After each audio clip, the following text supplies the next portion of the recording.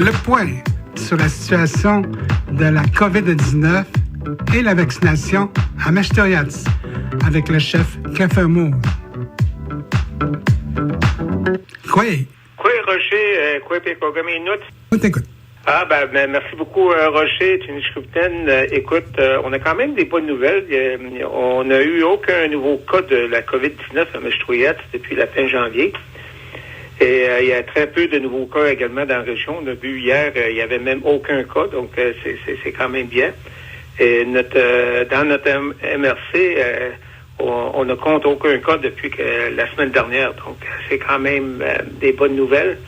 C'est sûr que ça n'empêche pas qu'il faut maintenir nos habitudes sanitaires. Donc, garder le masque, la distanciation, puis pas de rassemblement, puis se laver les mains d'une façon continue. Donc, c'est quand même des bonnes nouvelles à ce niveau-là. Au niveau de la campagne de vaccination, le vice-chef Jonathan Germain a fait une entrevue quelques semaines en parlant un peu de la problématique qu'on avait rencontrée au niveau de la vaccination puis la priorité qui devait être donnée à notre communauté.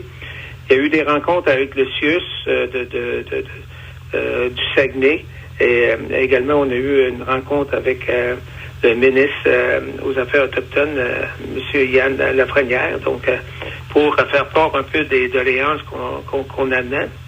Le problème qu'il y avait, c'est que parce que dans les critères de priorisation que le gouvernement du Québec avait mis d'avant, c'est qu'il avait dit que c'était les communautés éloignées et nordiques qui étaient prioritaires. Et ensuite, pour les autres, on tombait un peu dans le même moule, si on peut dire, des plans d'intervention au niveau régional.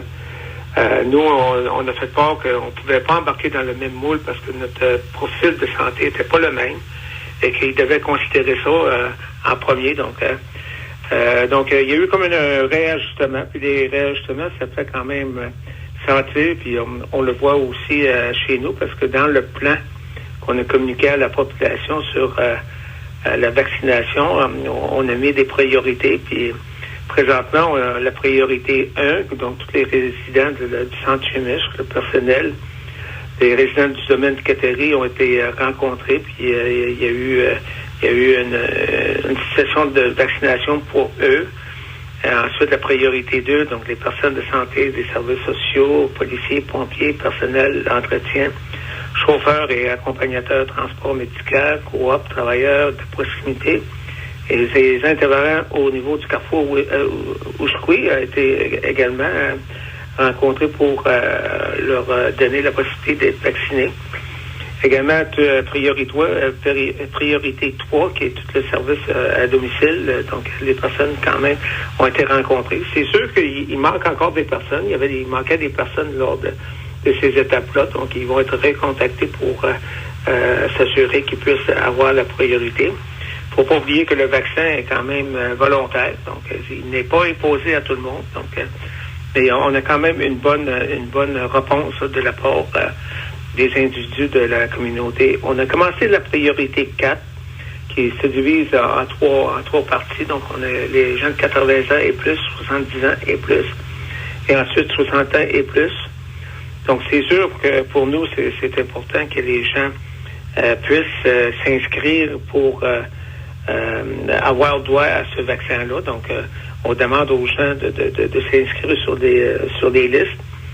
Il suffit de communiquer avec le centre de santé au 418-275-5386, au poste 1282. Donc, au 418-275-5386, au poste 1282. Donc, c'est quand même bien. On a eu tout près de 350 personnes qui ont été vaccinées à Meshtoriats. Puis on est toujours un peu assujetti au nombre de vaccins qu'on reçoit.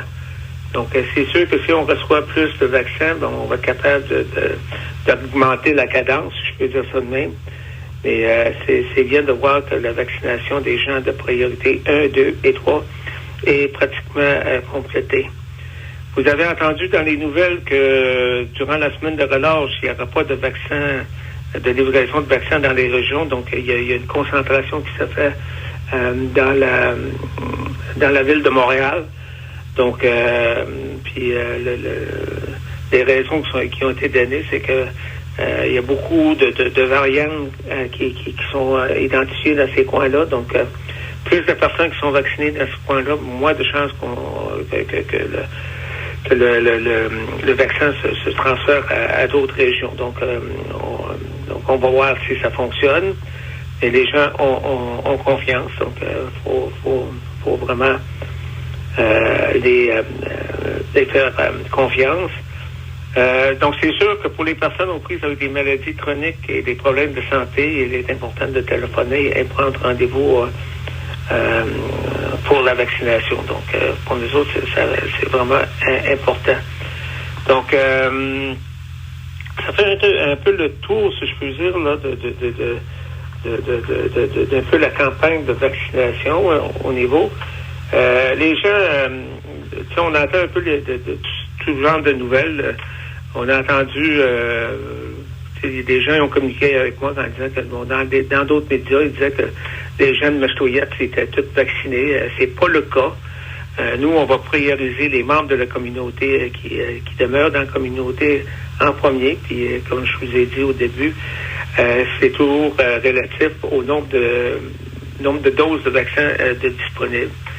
Mais au niveau, on fait quand même des démarches au niveau de nos, je pourrais dire ça, de nos actions qui avaient été mises en place. Donc, pour nous, c'est important de savoir que l'équipe Tika Melupalou demeure active et priorise les actions sur la santé mentale. C'est ainsi, il y a des boîtes d'outils qui est notamment disponibles sur notre site web. On a la sécurité publique aussi qui rapporte depuis janvier. Il y a eu tout près de 140 interventions policières de sensibilisation. Mais là, ça a changé un peu ces derniers temps parce que, bon, avec toute la question du couvre-feu et l'interdiction de rassemblement, il y a eu des constats d'infraction qui ont été émis. Donc, il y en a eu 17 différents constats qui ont été émis. Donc, 9 pour rassemblement, puis 8 pour le non-respect des couvre-feux. Donc, c'est sûr que cette période de temps, on s'en vient avec un peu la relâche scolaire. Donc, c'est sûr que les mesures doivent continuer à être appliquées là, dans la communauté. Donc, on demande quand même aux gens, parce qu'il y a quand même une bonne discipline, si on peut dire, il y a une bonne écoute de la part de la plupart des gens de la communauté pour le respect des consignes. Et je remercie les gens qui travaillent puis à s'assurer que ces consignes-là soient respectées dans leur famille, entre autres. Donc, par ailleurs aussi, on invite les gens à prendre part quand même à la fête des neiges, Pipoune, qui va être là jusqu'au 27 février. Il y a un concours de sculpture sur neige en famille.